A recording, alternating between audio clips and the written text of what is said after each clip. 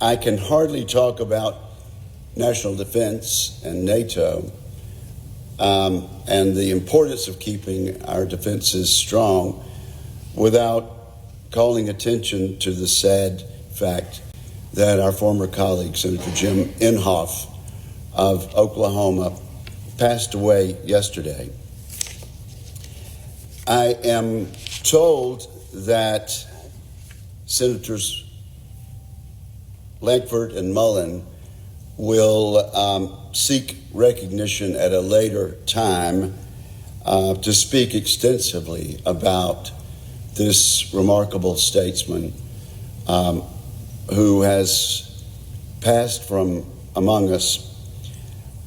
But and members will be notified of when that might be, should they want to join in.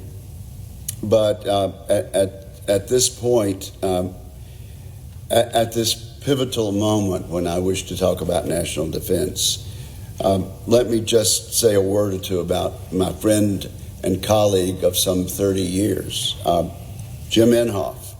As a young man, as a young family man, Jim Inhofe quickly learned how to build a business and create jobs, and he did so successfully. Only a few years later, as a municipal leader,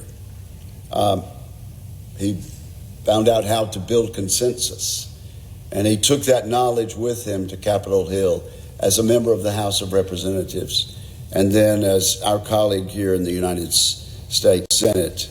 And Jim Inhofe demonstrated that he continued to know how to build consensus and get things done for his fellow Oklahomans as well as for his fellow Americans.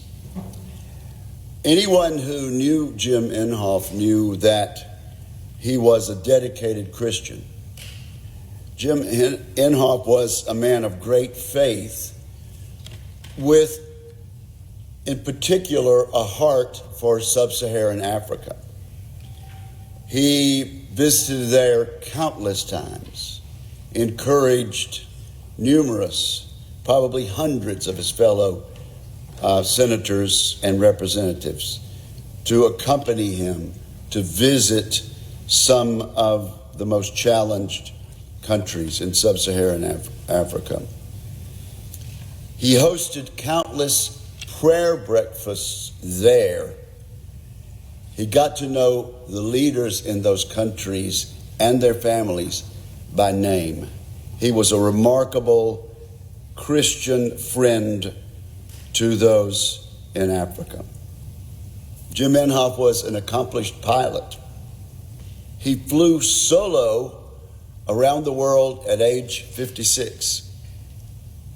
As a member of Congress, he was known as a straight shooter who was not afraid to challenge the conventional wisdom, as he did so on numerous occasions.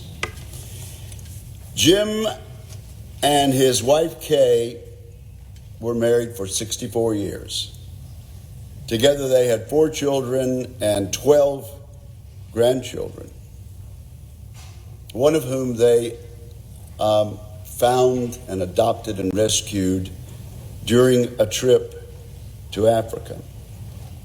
I would mention that Kay Inhofe has been a special friend and advisor to my wife, Gail, for these decades. Again, I'm informed that Senators Mullen and Lankford will lead a fuller discussion of this remarkable statesman who's passed from among us. But today, as I talk about national defense and NATO, I send my love, and we in the Senate send our love and condolences to the entire family and to the state that he loved, Oklahoma.